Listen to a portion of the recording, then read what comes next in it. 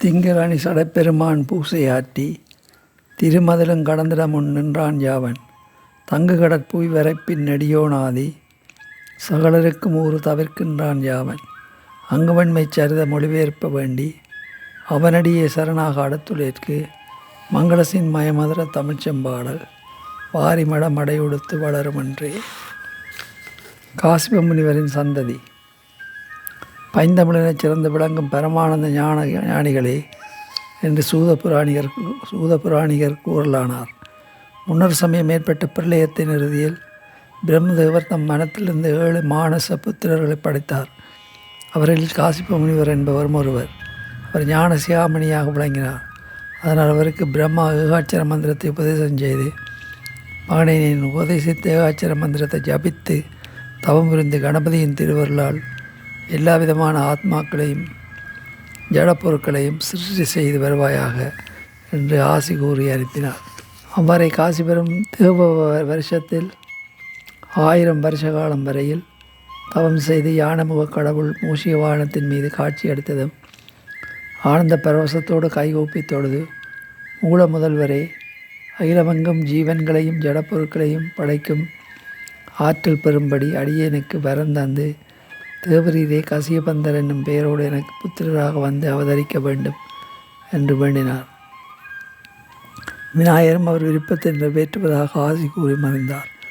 காசிபர் தம் ஆசிரமத்திற்கு திரும்பி சென்று தம் பத்தினிகள் 14 பேரோடும் கூடி மகிழ்ந்து வந்தார். அதன் பயனாக அப்பத்தினியின் கருப்பத்திலிருந்து தேவர், கந்தர்வர், சாரணர் முதலான ஜீவாத்மர்களும் ஈயரம்பு மற்றும் சகல ஜீவராசிகளும் மலை, நதி முதலான ஜடப்பொருட்களும் பிறந்தன. அவர்களுக்கு காசிபர் விநாயகரின் திருமந்திரங்களை கிரமமாக உபதேசித்தார். அதன்படியே அவர்கள் அனைவரும் மந்திரங்களில் ஒவ்வொன்றையும் மேற்கொண்டு விநாயகரை தங்கள் இதய கோவிலில் வெவ்வேறு உருவமாக பாவித்து தியானம் செய்து தேவ வருஷம் 1000 வரை அருந்தவம் புரிந்தார்கள்.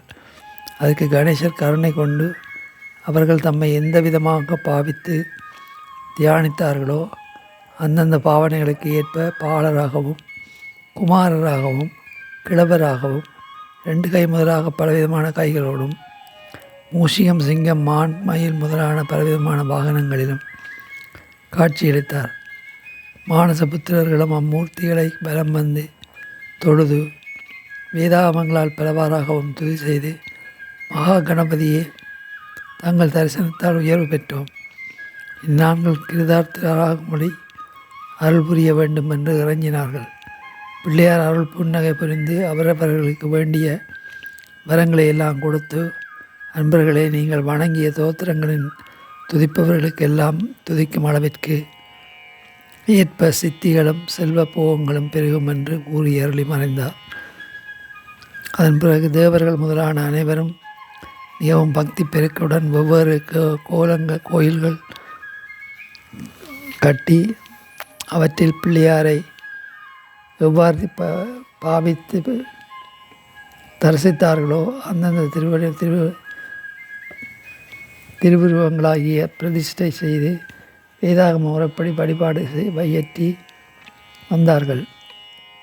அவர்கள் அந்த விநாயகரை சுமுகர் என்றும், மகரிஷிகள் அவரை ஏகதந்தர் என்றும், கந்தர்வரும் கிம்புருடரும் அவரை கபிலர் என்றும், சாரணரும் சித்தரும் அவரை கஜானனர் என்றும், மானடர்கள் அவரை இளம்போதரர் என்றும், மிருகங்கள் அவரை விகடர் என்றும், பறவைகளும் மரங்களும் அவரை விக்னராஜன் என்றும், சூரியன் முதலான நவக்கிரகங்கள் அவரை கணநாயகர் என்றும், திக்குப்பாலகர்கள் அவரை தூமகேது என்றும், புண்ணிய நதிகளும் கீர்த்தங்களும் அவரை கணாதியட்சர் என்றும், பயிர் முதல் வண்டுகள் வரை யாவும் அவரை பாலச்சந்திரர் என்றும், மற்ற ஜீவ பிராணிகளுக்கெல்லாம் அவரை கஜானனர் என்னும் பெயரிட்டு பலவிதமான தோத்திரங்கள் புரிந்து வழிபட்டு பேரானந்தத்தோடு செய்தார்கள். தவஞானிகளே, பிள்ளையாரின் 12 நாமங்களும் அவரது 1000 சகஸ்ட நாமங்களிலிருந்தும் தேர்ந்தெடுக்கப்பட்டவையாகும். 12 நாமங்களால் எல்லோரும் விநாயகமூர்த்தியை பூஜித்து அர்ச்சனை செய்யலாம். மேலும் இவை சகலவிதமான பலன்களையும் ஊட்ட வல்லவையாகையால் சைவர்கள் மட்டுமல்ல மற்ற மதத்தினரும் அவற்றை ஓதி துதித்து பலனடைகிறார்கள். அப்பன்னிரு நாமங்களையும் நாள்தோறும் விடியற்காலையில் ஓதுபவர்கள் கோடியாகம், கோடித்துவம், கோடித்தான தர்மம், கோடி தீர்த்தம், கோடி ஸ்நானம் முதலியவற்றால் கிடைக்கக்கூடிய பலன்கள் அனைத்தையும் விட கோடி பங்கு அதிகமாக அடைவார்கள்.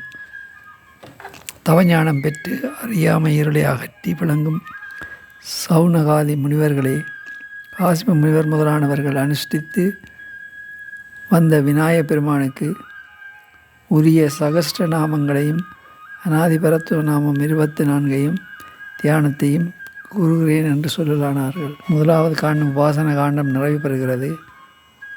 இனி 2வது காண்டம் லீலா காண்டம். சைவ சமயம் என செலுத்தவங்கும்